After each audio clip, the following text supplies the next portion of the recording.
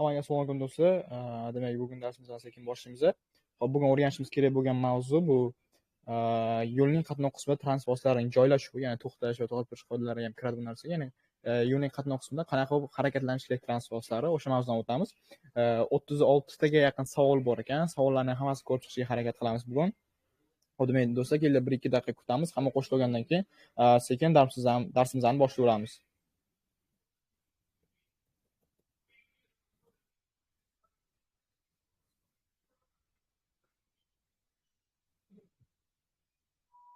Xo'p, agar yangi qo'shilganlar bo'lsa ham biror aytib o'taman. Ya'ni biz darsimizni anchadan beri o'tib kelamiz. Bugun bizda 22-dars. 22-darsimizda o'sha men yozib olyapman. Yozib olish boshlangan. Har bitta darsimiz yozib olinadi va kanalga tashlab qo'yiladi. Yangi qo'shilganlar biz darslarni noldan boshlab o'tamiz. Yangi qo'shilganlar bo'ladigan bo'lsa, yuqoriga chiqib, ya'ni kanalda teparoqga chiqadigan bo'lsa, hamma darslar yozib olib kanalga tashlab qo'yilgan. Noldan ko'rib chiqsangiz bo'ladi. Bugun demak 22-darsimiz. Aytib o'tganimdek, bugun transportlarning yo'lda harakatlanishlarini o'tamiz, ya'ni joylashuvini o'tamiz.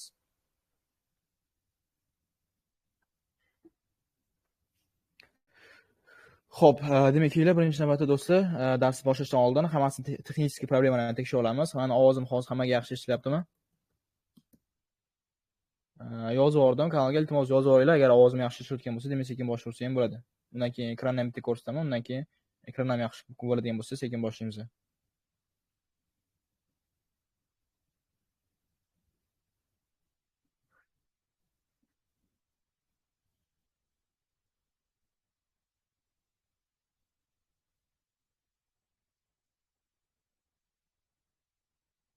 Xo'p, demak, agar ovoz yaxshi bo'ladigan bo'lsa, do'stlar, kelinglar ekranni ham ko'rsataman. Ekran ham hammada yaxshi ko'rinyaptimi? Xo'p. Ekran yaxshimi? Tak, mana bugungi o'rganishimiz kerak bo'lgan narsa yo'lning qatnov qismida transportlarning harakatlanishi. Ekran qanaqa ko'rinyapti? Hammaga yaxshimi? Muhimi, mana hamma narsa ko'rinyaptimi? Biroz xira bo'lishi ham mumkin, chunki o'tgan darslarga o'xshab darsni boshida baribir ozgina xiralar bo'ladi, internetga endi moslashayotgan bo'ladi. Lekin sekin o'ziga kelish kerak.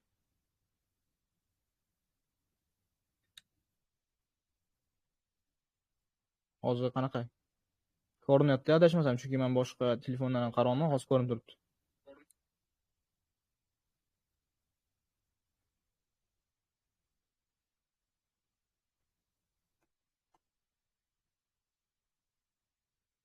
Xo'p, demak, ekran ko'rinyapti, demak hammasi joyida bizlar bilan. Demak, kelinglar boshlaymiz do'stlar. Bugun aytib o'tganimdek, mana mavzumizning nomi yo'lning qatnov qismida transportlarning joylashuvi. O'tgan darsda eslasangiz, harakatlanish boshlash va manevr qilish mavzusini tugatdik. Va tepada 21-dars, 20-darslarda xuddi shu mavzuga oid test tashlab qo'yilgan. Demak, bugun yo'lning qatnov qismida transportlarning joylashuvi degan mavzuni o'tamiz. Xo'p, kelinglar boshlaymiz. Savollardan birdan boshlab ketaveramiz, chunki o'sha savollar orqali biz mavzuni tushunsak bo'ladi.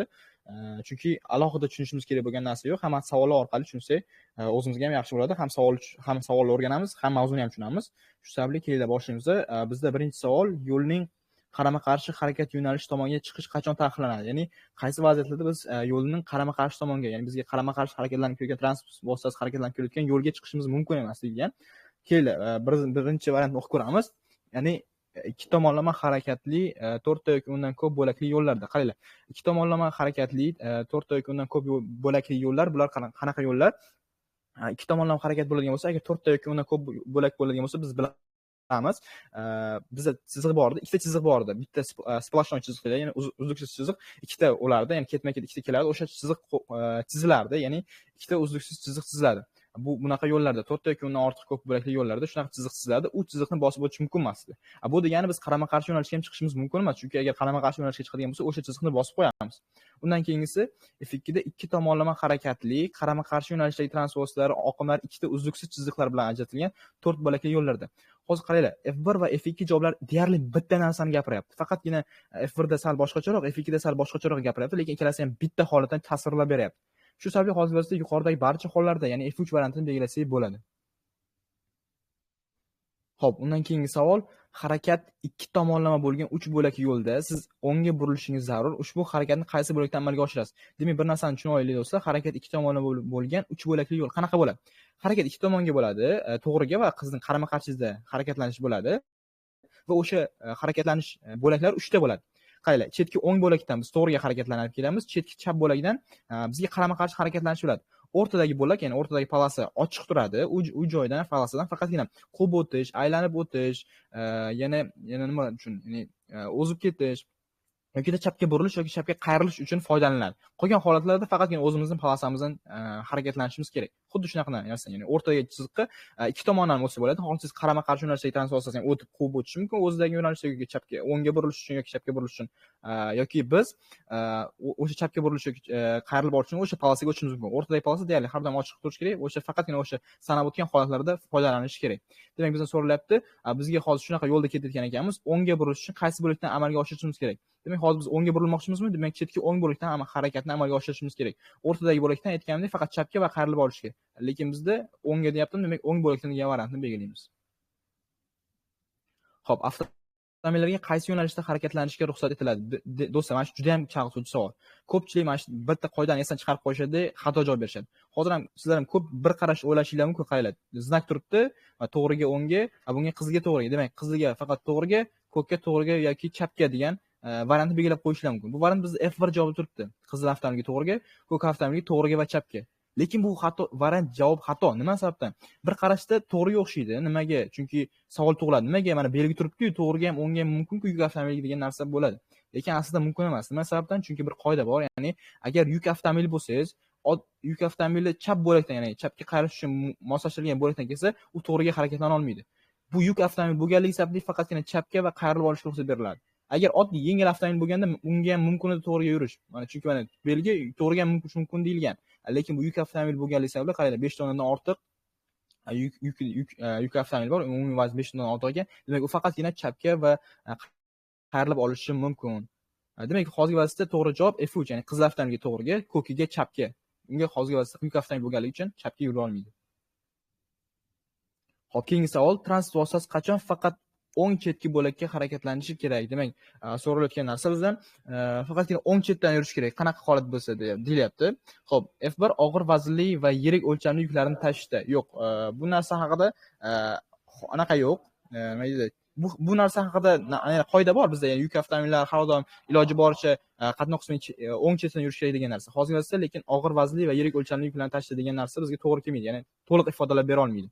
F2 agar haydovchi o'zini betob his qilsa, yo'q, bu narsa juda ham off topic narsa, ya'ni bizga hozirgi vaqtda aloqasi yo'q bo'lgan narsa. F3 agar harakatlanish vaqtida mahkamlangan yuk bo'shashib ketsa, yo'q, bu narsa ham bizda faqatgina o'ng chetdan harakatlanishimizga sabab bo'la olmaydi. F4da aytilgan transport vositasi texnik sabablarga ko'ra 40 km/soatdan ortiq tezlikda yura olmasa. Demak, mana shu narsa bizda to'g'ri javob. Nimaga? Chunki boya aytib o'tgandek, transport vositasi agar 40 km dan osholmaydigan bo'lsa, mana velosipedlar bo'lishi mumkin unga yoki qanaqadir boshqa transport vositalari bor, mana traktorlar ham 40 km/soat tezlikdan osholmaydimi? Faqatgina chetki o'ng bo'lakdan yurish kerak, boshqalarga xalaqit bermasdan. Shu sabab to'g'ri javob sifatida F4 variantini qabul qilamiz. Xo'p, undan keyingi savol, oraliq masofa deb nimaga aytiladi? Ko'pchilik mana shu savoldan javob qoladi nimagadir. Lekin ko'radigan bo'lsak, bizda oraliq qaranglar, ikkita holatda ham masofa ko'rsatilgan. Birinchisi A va B, lekin bizda oraliq masofa deb aytiladi. B esa bizda yonlama oraliq masofa deyiladi. Demak, yonlama so'zi ham qo'shilyapti bu holatda. Demak, bizdan faqatgina oraliq masofani o'zini so'ragan. Demak, bizda hozirgi vaqtda A varianti, ya'ni A masofa bizda oraliq masofa hisoblanadi. Xo'p, yengil avtomobil haydovchilarining qaysi bir aholi punktlarida harakatlanish qoidalarini buzmoqda. Demak, biz topishimiz kerak, qaysi bir harakatlanish qoidasini buzyapti. Demak, ko'rib turibmiz, bu yerda hech qaysi transport vositasi harakatlanish qoidalarini buzmayapti. Ikkalasi ham o'zini yo'nalishlarida ketyapti. Bittasi o'rtada, bittasi bu ham o'rtada ketyapti, yana aholi punktlarida. Demak, hech qanday qoida buzilish bo'lmayapti. Shu sababli hozirgi vaqtda ikkalasi ham buzmayapti degan variantni belgilasak bo'ladi. Xo'p, keyingi savol. Siz reversiv harakatli yo'lga burildingiz. Burilishdan keyin siz qaysi bo'lak bo'ylab harakatlanish huquqiga egasiz? Demak, do'stlar, qaranglar. Bir narsani bilamiz, reversiv harakatlanish degan narsa bor edi. Men axborot ishoralarni o'tganda ham o'rgatgandim. Kelinglar yana bir bilmaganlar uchun yoki o'sha darsda bo'lmaganlar uchun qaytarib o'tamiz. Reversiv harakatlanish bu transport vositalari, ya'ni 3 ta, hozir aytib o'tdim-ku, ya'ni 2 tomonlama bo'lgan 3 ta tasmali ega yo'l. Bu ham xuddi shunaqa bo'ladi. Faqatgina o'rta bo'lakka biz svetofor chiroqlari orqali kirib chiqamiz. Ya'ni svetofor bizga kirishni buyursa, demak kiramiz, agar chiqishni buyursa chiqib ketishimiz kerak. Xuddi shunaqa narsa. Demak, biz reversiv harakatlanish yo'liga burildingizmi, ya'ni o'ngga burilyapmizmi? biz har doim o'sha o'ngdagi bo'lakni egallashimiz kerak. Chunki birdaniga biz o'rtadagi bo'lakka kirib keta olmaymiz, chunki bizga svetofor qizil bo'lgan bo'lishi mumkin. O'sha vaqtda biz kirib qo'ygan bo'lamiz, ya'ni qoidani buzib qo'ygan bo'lamiz. Demak, biz o'sha reversiv harakatli yo'lga burilyapmizmi, har doim o'sha chetga o'ng tasmani egallab burilishimiz kerak. Demak, hozirgi to'g'ri javob bizda aholi punktlarida istalgan bo'lak bo'yicha harakatlanishga ruxsat etiladi degan. Yo'q, bu narsa mumkin emas. Istalgan bo'lak emas. O'rta bo'lakka bo'yayotgandek faqatgina svetoforning yashil ishorasida kirish mumkin. F2 chetki o'ng bo'lak bo'ylab faqat reversiv svetofor yoki boshqa bo'laklar bo'yicha ham harakatlanishga ruxsat etiladigan bo'laklar bo'yicha harakatlanish yo'nalishi belgisi o'tgandan so'ng qayta tizishga ruxsat etiladi. F3 aholi punktlaridan tashqarida qatnov qismi iloji boricha o'ng chetga yaqinroqda. Demak, bu F1 va F2 javoblari deyarli umuman bir hozirgi vaziyatda to'g'ri javob bo'la olmaydi. Demak, biz boya aytib o'tgandek, bizga to'g'ri kelayotgan variant bu F2. Shu sababli to'g'ri javob sifatida mana aytilgan chetki o'ng bo'lak bo'ladi. Shu sababli F2 variantini belgilaymiz. Xo'p, chorrahani kesib o'tishda tramvay yo'li bo'ylab harakatlanishga ruxsat etiladimi? Demak, qaranglar. Bir narsa bor, ya'ni chorrahani kesib o'tayotganimizda tramvay yo'llaridan foydalanish mumkin. Agar biz chorraha qanaqadir serqatnov bo'ladigan bo'lsa yoki boshqa sabablarga ko'ra tramvay yo'llaridan ham biz kesib o'tsak bo'ladi. Bu narsa biz F4 da to'liq berilgan, ya'ni ko'radigan bo'lsak, boshqa bo'laklardan harakat serqatnov bo'lgan, ya'ni aytib o'tgandek, hozir aytdim, serqatnov bo'lsa biz foydalansak bo'ladi. Aylanib o'tishda, yo'l-yo'lakay yo'nalishda tramvay yo'llari bo'ylab quvib o'tishga ruxsat etiladi, agar chorraha oldidan 508.1 yoki 508.2 yo'l belgilariga o'rnatilmagan bo'lsa. Bunda tramvayga xalal bermaslik kerak. Demak, xalal bermagan holatda chorrahadan tramvay yo'lidan ham kesib o'tsak bo'ladi, agar harakat serqatnov bo'ladigan bo'lsa. Shu sababli to'g'ri javob sifatida F4 variantini belgilasak bo'ladi. Xo'p, demak, keyingi savol, aholi yashaydigan joylarda ruxsat etilgan to'la vazni 3,5 tonnadan ziyod avtomobillarning harakatlanishiga qaysi bo'lakdan ruxsat etiladi? Demak, boya do'stlar aytib o'tdim. Boya aytdim, aholi punktlaridan savolda aytilgan, qaranglar. Aholi yashaydigan joylarda, ya'ni aholi punktlarida deyilyapti. Aholi yashaydigan joylar bu aholi punktlarida deb ataladi aslida. Faqatgina aholi punktlaridan demayapti, shunchaki savolni sal chag'itib beryapti. Aholi punktlarida aholi yashaydigan joylarda ruxsat etilgan to'la vazni 3,5 tonnadan ziyod avtomobil, ya'ni yuk avtomobillari harakatlanishga qaysi bo'lakdan ruxsat etiladi? Variantni o'qib ko'radigan bo'lsak, F1 iloji boricha qatnov qismining o'ng chetiga yaqin bo'lakdan, F2 boshqa bo'laklardan qatnov ko'p bo'lganda istalgan bo'lakdan. Yo'q, boya aytib o'tgandek, boya aytdim-ku 40 km/soat tezlikdan kam bo'ladigan bo'lsa, sal chet o'ng bo'lakdan yurish kerak dedim. Yana birinchi F1 variantda o'sha vaqt chag'ituvchi savol bor edi, ya'ni chag'ituvchi variant bor edi. Og'ir yoki xavfli yuk tashiyotgan transport vositalari ham o'ng bo'lakdan yurish kerak degan narsa. O'sha vaqtda aytib o'tdim, ya'ni ular aniq aytmayapti yuk avtomobilmi yo'qmi. Demak, hozir vaziyatda yuk avtomobil bo'ladigan bo'lsa, har doim iloji boricha qatnov qismining o'ng chetiga yaqin bo'lakdan harakatlanishi kerak. Ya'ni boshqa transport vositalariga xalaqit berib qo'ymasligi kerak. Shu sabab to'g'ri javob sifatida F1 variantini belgilaymiz. Xo'p, undan keyingi savol, siz 3 ta bo'lagi bo'lgan 2 tomonlama harakatli yo'l bo'ylab ketyapsiz. O'rta bo'lakka o'tishga qanday holatda ruxsat etiladi? Boyaga holat, ya'ni boya aytib o'tdim, 3 ta bo'lagi bo'ladi, 2 tomonlama harakatlanish bo'ladi. O'rtadagi bo'lakka faqatgina chapga burilish, chapga qayrilish yoki orqaga qayrilish yoki bo'lmasam o'zib ketish uchun yoki quvib o'tish uchun foydalanishga ruxsat etiladi. Demak, F1 da faqat quvib o'tish uchun deyilgan. Yo'q, bizda boshqa holatlar ham bor. Faqat aylanib o'tish uchunmi? Yo'q, undan tashqari yana boshqa holatlar bor. F3 da faqat chapga burilish yoki orqaga qayrilish uchun. Demak, hozir biz uchala variant ham to'g'ri bizda. O'rta bo'lakka uchala holatda ham o'tishimiz mumkin. Shu sababli F4 variantini barcha sanab o'tilgan hollarda degan variantni belgilashimiz mumkin. Xo'p.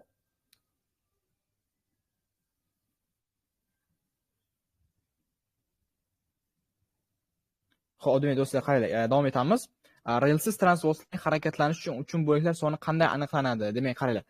Biz bilamiz, polosalar bor, ya'ni harakatlanish tasmalari bor. O'sha qanaqa qilib aniqlanadi deyapti. Qanaqa qilib polosani aniqlasak bo'ladi? Birinchidan bilamiz, oddiy yo'l, agar bizda chiziqlar chizib bo'lgan bo'lsa, uzluksiz chiziqlar bor. Undan tashqari yana bir nechta holatlar bor. Keyin variantlarni o'qib ko'ramiz va eng to'g'risini topishga harakat qilamiz. F1 da yo'l yotiq chizig'i bilan, ya'ni agar chiziqlar bilan polosalarni ajratib qo'ygan bo'lsa, ya'ni harakatlanish tasmalarini ajratib qo'ygan bo'lsa, undan aniqlab olishimiz mumkin. Undan tashqari bo'laklar bo'yicha harakatlanish yo'nalishi yoki bo'lak bo'yicha harakatlanish yo'nalishi yo'l belgilari bilan. Boya qaysi savolda ko'rdik? Adashmasam, ikkinchi savolda yo uchinchi. Mana bu narsa ham bizda harakatlanish tasmalarini ko'rsatib turibdi. Bu narsa bizda bo'lak bo'yicha harakatlanish yoki bo'laklar bo'yicha harakatlanish belgilari hisoblanadi. Axborot ishora belgilari. Bu narsa bizga nechta polosa borligini bilsak bo'ladi. Hozirda 3 ta yo'nalish ko'rsatilgan. Demak, bizda 3 ta harakatlanish tasmasi bor. Mana 1, 2, 3. Demak, bu narsa orqali ham biz harakatlanish tasmalarini ajratib olsak bo'ladi. Undan tashqari mana yo'l chiziqlari ham bizga harakatlanish tasmalarini ko'rsatib turibdi.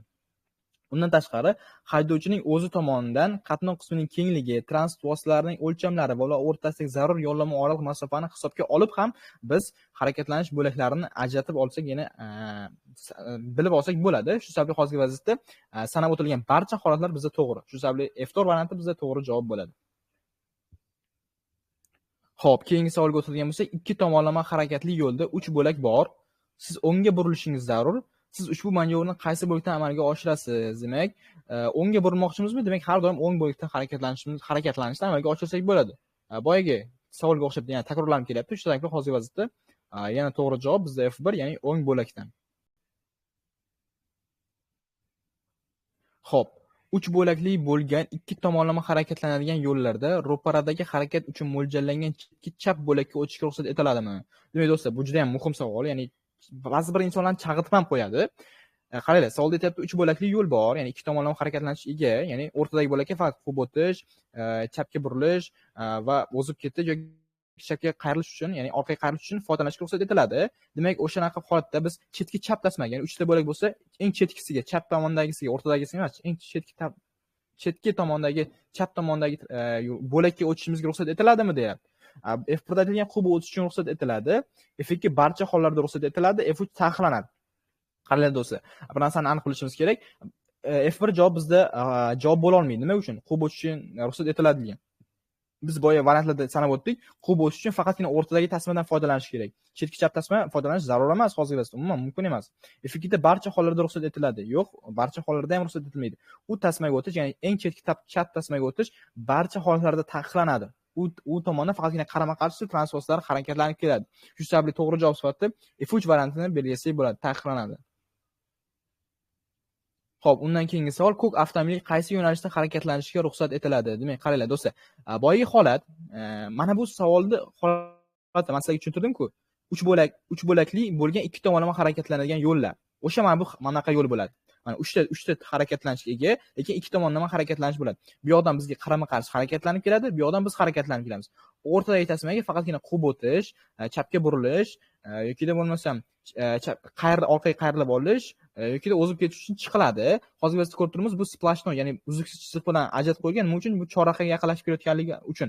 Aslida bu orqaroqda uzluksiz, ya'ni chiziq, ya'ni uzilgan chiziq bilan ajratib qo'yilgan. O'sha vaqtda biz o'tishimiz mumkin o'rtadagi tasmaga. Hozir biz ko'rib turibmiz, bu transport o'rtadagi tasmaga o'tdi. Nima uchun o'tish mumkin? Faqatgina chapga burilish, orqaga qayrilib olish yokida quvib o'tish uchun o'tish mumkin edi. Lekin to'g'riga o'tish uchun o'tish mumkinmi? Yo'q, aslida mumkin emas. Chunki u yoq tarafdan ham o'rtaga o'tadi, chapga burilmoqchi bo'lganlar bu yoqqa chapga burilish uchun chiqib qo'ygan bo'ladi. Agar biz hozir to'g'riga o'tib ketadigan bo'lsak, qarama-qarshi yurib qo'ygan bo'lamiz. Shu sababli hozir bu transport faqatgina chapga burilishi mumkin va qayrilib olishi mumkin. Demak, bizda to'g'ri javob chapga va orqa yo'nalishi degan variantni belgilasangiz bo'ladi. O'sha yo'nalishlarda bizga ruxsat etiladi. Xo'p, undan keyingi savol, burilish vaqtida qatnov qismining kesishmasidan chiqishda transport vositasi qayerda bo'lmasligi kerak? Demak, burilish vaqtida biz qatnov qismining kesmasidan chiqayotgan vaqtimizda biz qarama-qarshi harakatlanmasligimiz kerak. O'sha narsani eslab qolsanglar bo'ldi.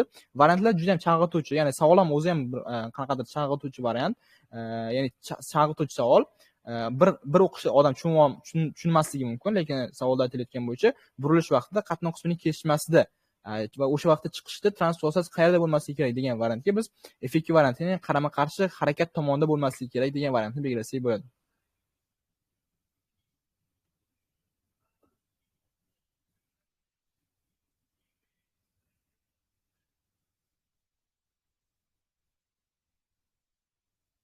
Xo'p, endi do'stlar, kommentlarni o'qiyman. Hozir bir ko'pchilik ovoz yo'q degan ekan, hammasi yaxshi ketyaptimi? Shu vaqtgacha hammasi tushunarli bo'ldimi?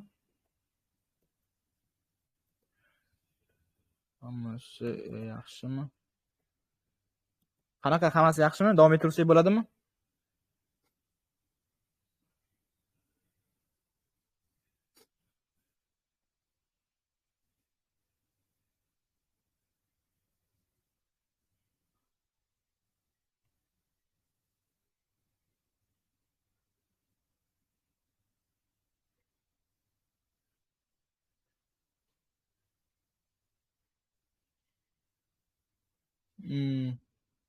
Xo'p, demak ko'pchilikda yaxshi ekan. Bilmadim nimaga qotyapti.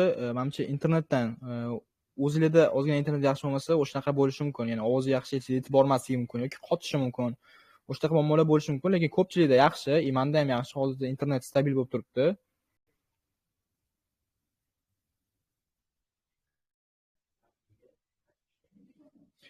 Do'stlar, xotir olmanglar, men videoni yozib olaman. Agar kimdadir qanaqa internet tufayli qanaqadir muammolar bo'layotgan bo'lsa, kanalga tashlab qo'yaman, boshqatdan ko'rib olsanglar, o'sha qotgan joyidan yana tushunib ketasizlar. Xo'p, demak do'stlar, davom etaveramiz. Xo'p, ko'k avtomobilning haydovchisiga quvib o'tishga ruxsat etiladimi? Mana bu yo'l ham bizda qarang, qatnov qismi ham bizda ikkita, ya'ni ikki tomonlama bo'lgan 3 tasmali yo'l.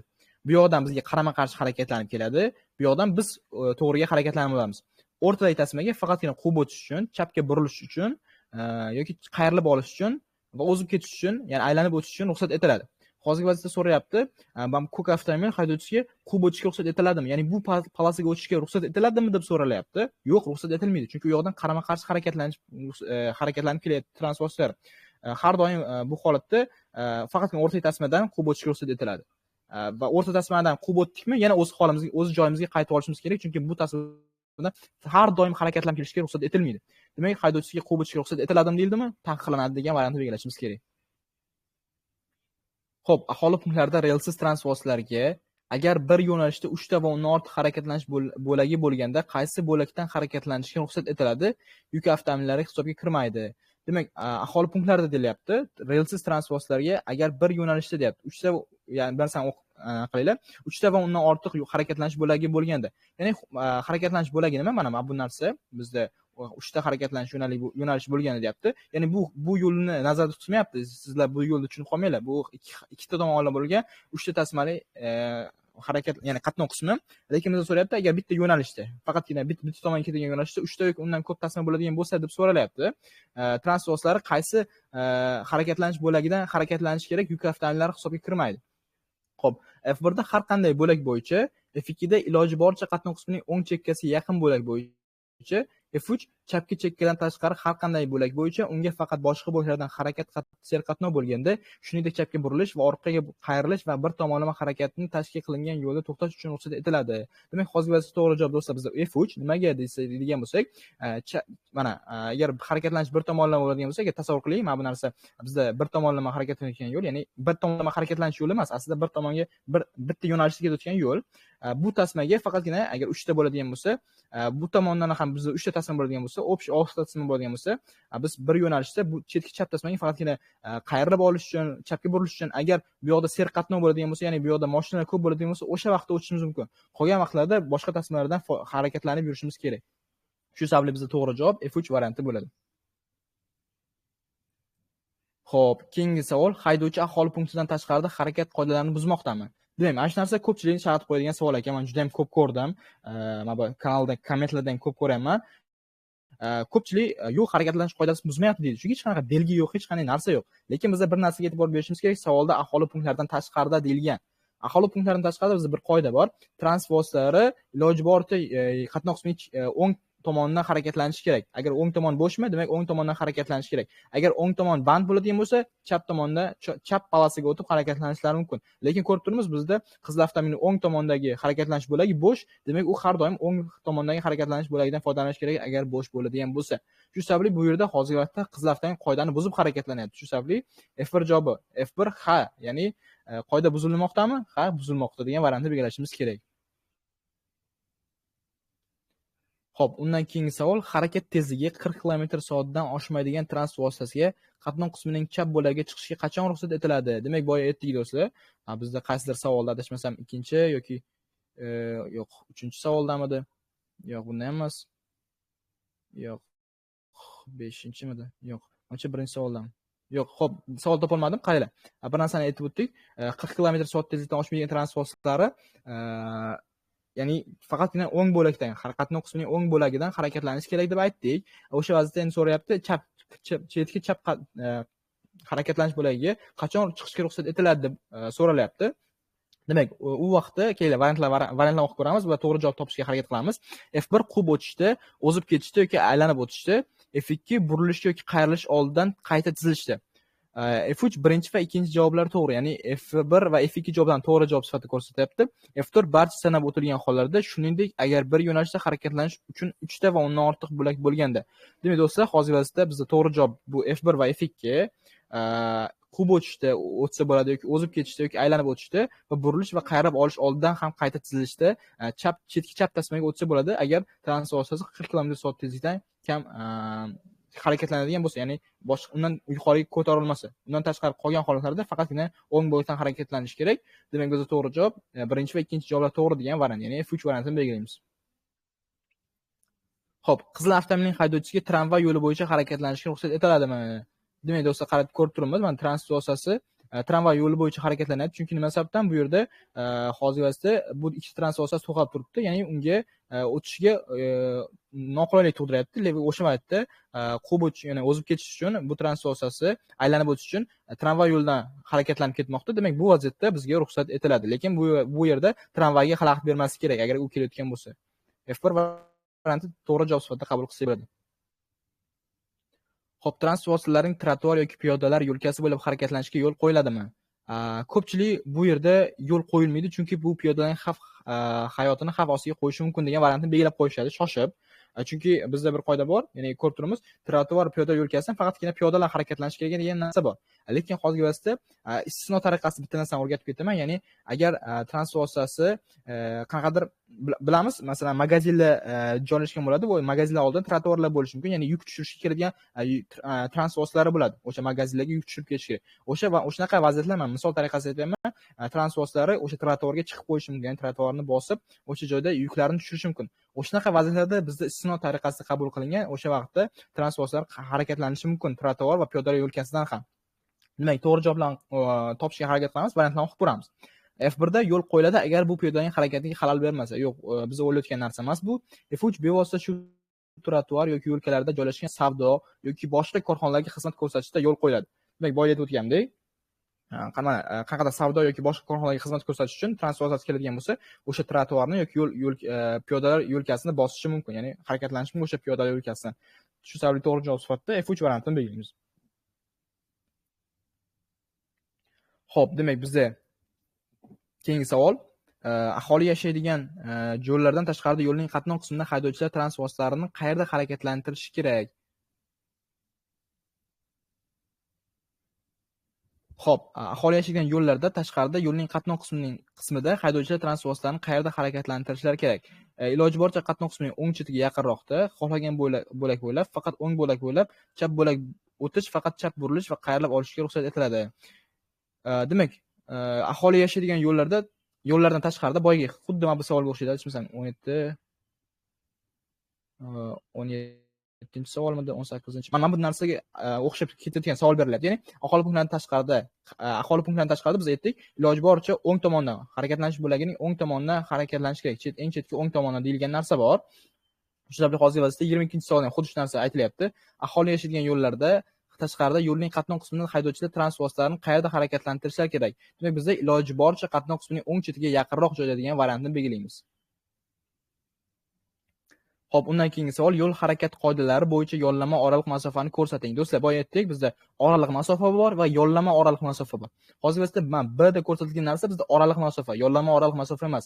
Bizda yo'llanma oraliq masofa esa A va V javoblari bizda yo'llanma oraliq masofa sifatida qabul qilinadi. Shu sababli to'g'ri javob sifatida F4 ni, ya'ni A va V degan variantni belgilaymiz. Xo'p, keyingi savol, ushbu yo'lda sizga yo'l belgisidan keyin qaysi bo'laklardan harakatlanishga ruxsat etiladi? Qaranglar, bizda yo'l belgisi bor ekan, mana bu narsa.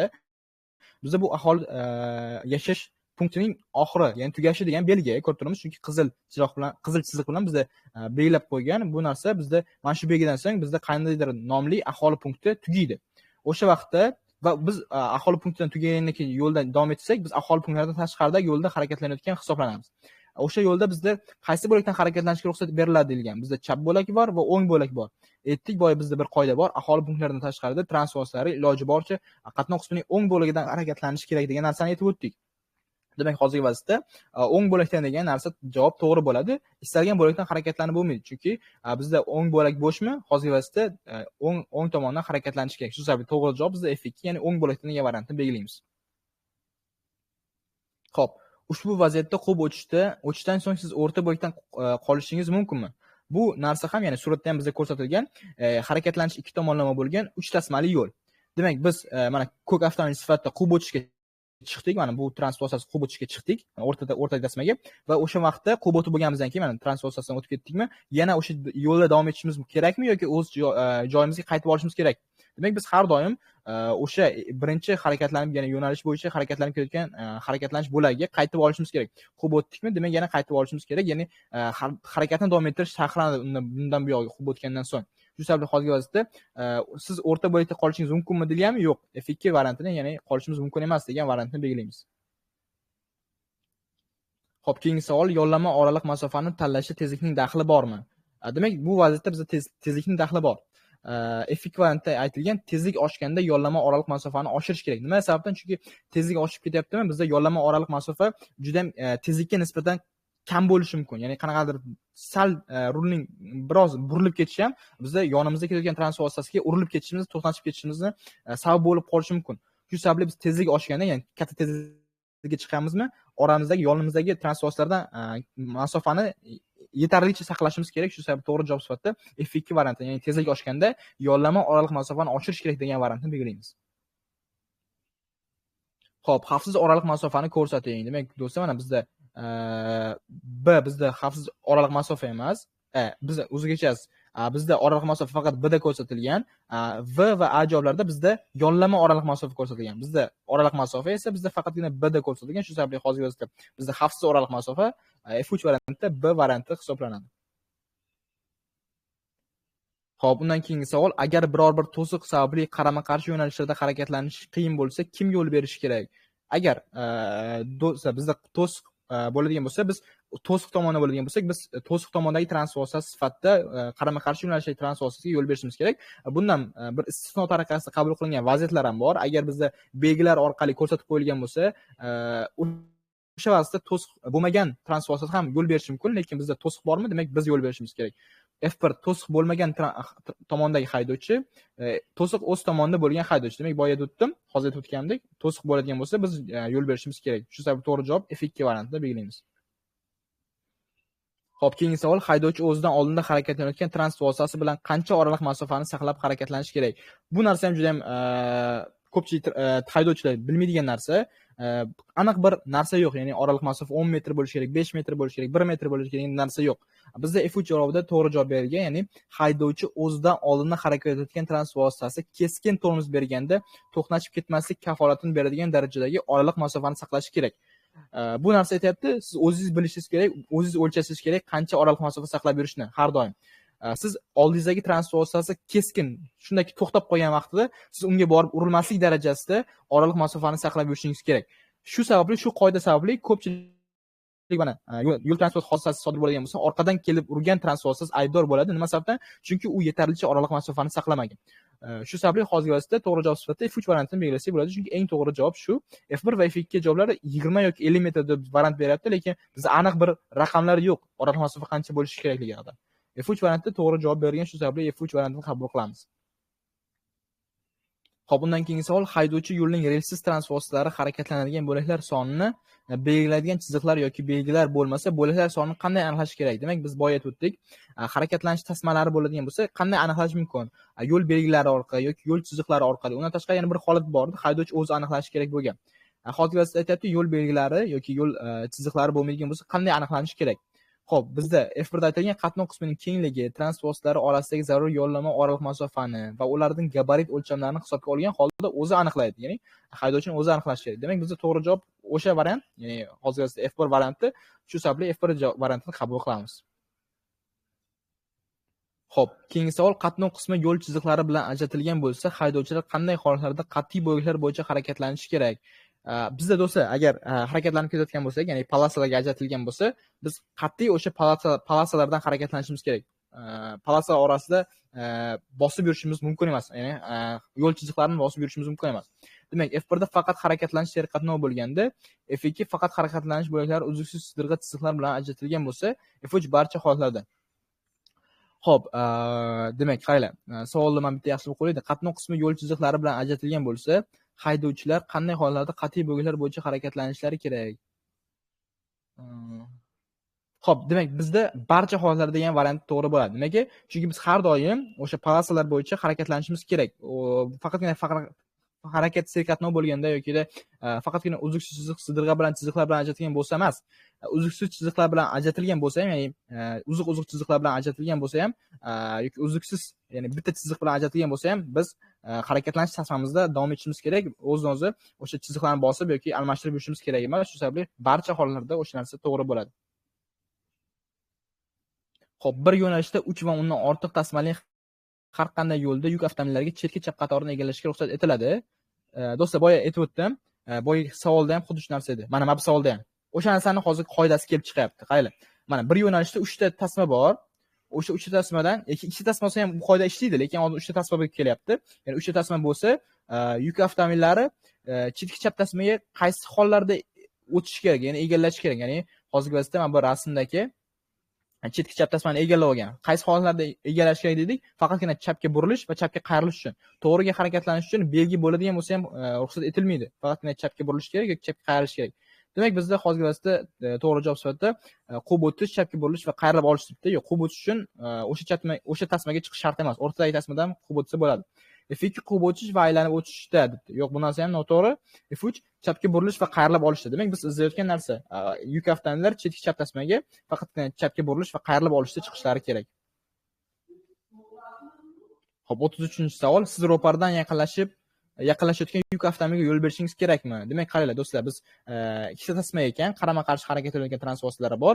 Biz hozirgi vaqtda oq avtomobil sifatida qizil avtomobilga, yuk avtomobilga yo'l berishimiz kerakmi? Chunki u yuk avtomobil bizda bu oq avtomobilni quvib o'tmoqchi. Yo'q, biz berishimiz shart emas. Biz birinchi harakatlanamiz, keyin u yuk avtomobilni quvib o'tsa bo'ladi. Yo'q, yo'l berishingiz kerakmi deyilgan? Yo'q, berishimiz kerak emas.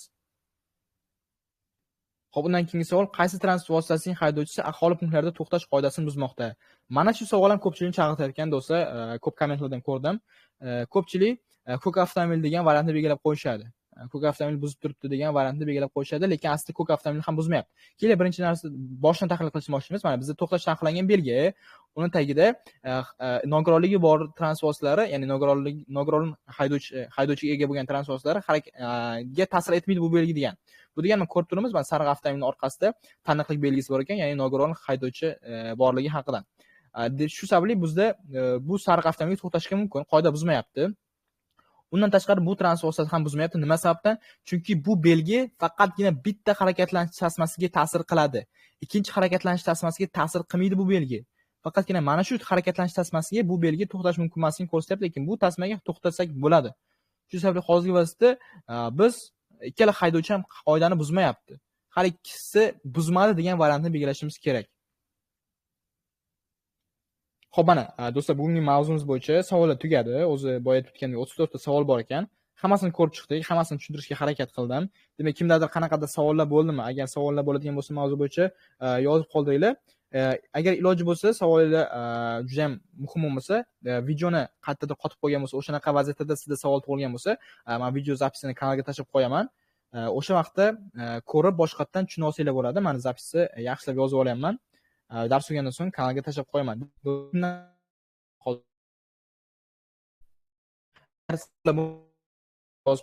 bo'ladi.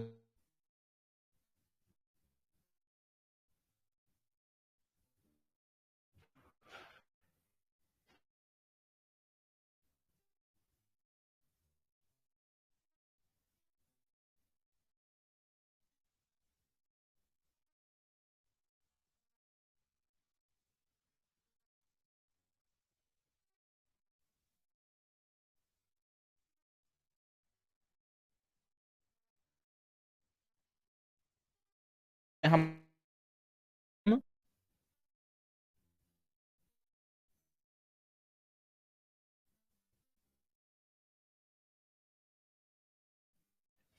uncha qiyin bo'lganimizga bir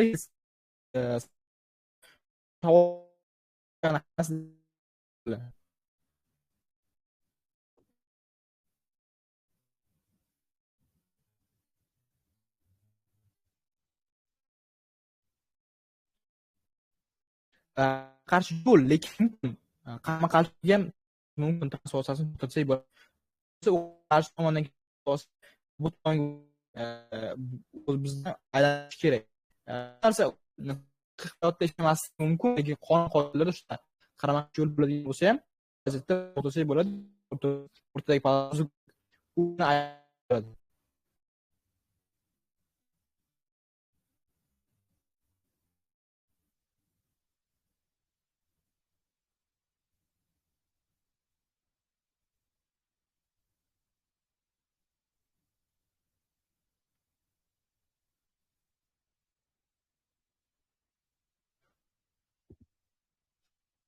Xo'p,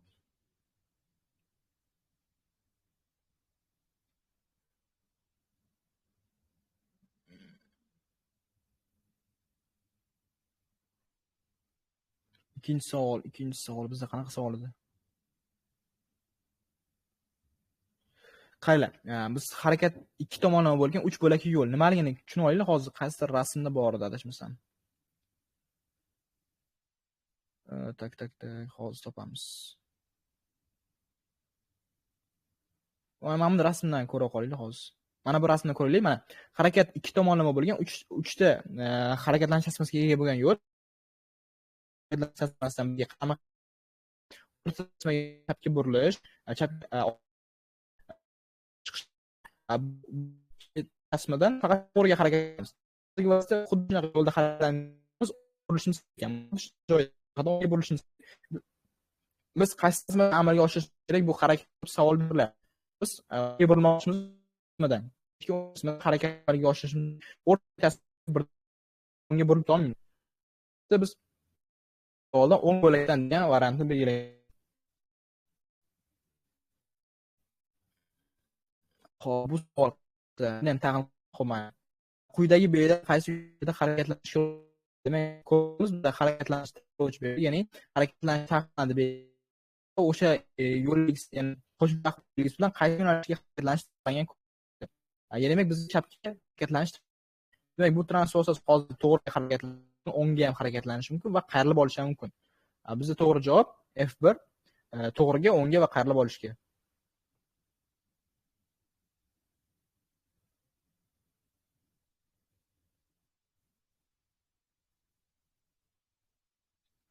Birinchi bilmadim 1 million bo'lsa kerak hozirgi vaziyatda imtihon to'lovi birinchi marta topshirishingizga.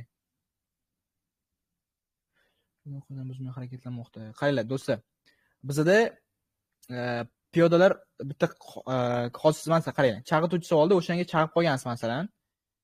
Qaranglar, bizda piyodalar bor. Piyodalar qatnov qismida harakatlanib ketmayapti. Bizda bitta qoida bor, agar piyodalar qatnov qismida harakatlansa, faqatgina transportlarga qarama-qarshi harakatlanish kerak, agar qatnov qismida bo'lsa. Lekin bu ikkala arasida ham piyodalar qatnov qismida emas, ko'rib turibmiz, tuproqli yo'ldan harakatlanib ketyapti. Demak, bu holatda xohlagan yo'nalish bo'yicha, xohlasa transportlarga qarama-qarshi, xohlasa o'sha yo'nalishda harakatlanishi mumkin. Demak, ikkala arasida ham qoidani buzmayapti, chunki ular yo'lning tuproqli joyidan, transportlar harakatlanmaydigan joydan harakatlanib ketayotganligi uchun.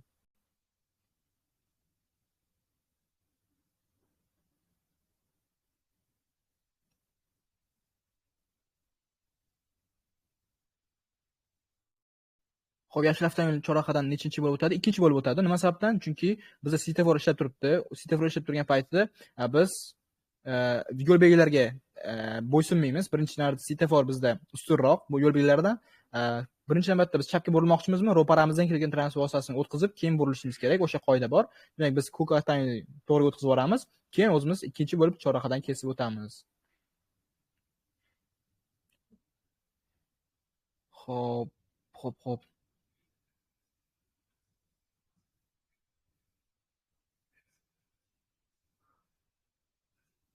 Xo'p, demak do'stlar, agar mavzu bo'yicha savollar qolmagan bo'lsa, demak shu yerda tugatib tursa ham bo'ladi. Darsimizni shu yerda tugatamiz. Yangi chizgiga yozamiz. Bu ham muhim, chunki tezlik uchun biz ham ko'pchilik asosida masalan erta xolos ham. Demak, bugun dars tugatamiz. Dars tugagandan so'ng qanaqadir muammolar bo'ladi. Agar savob ko'rish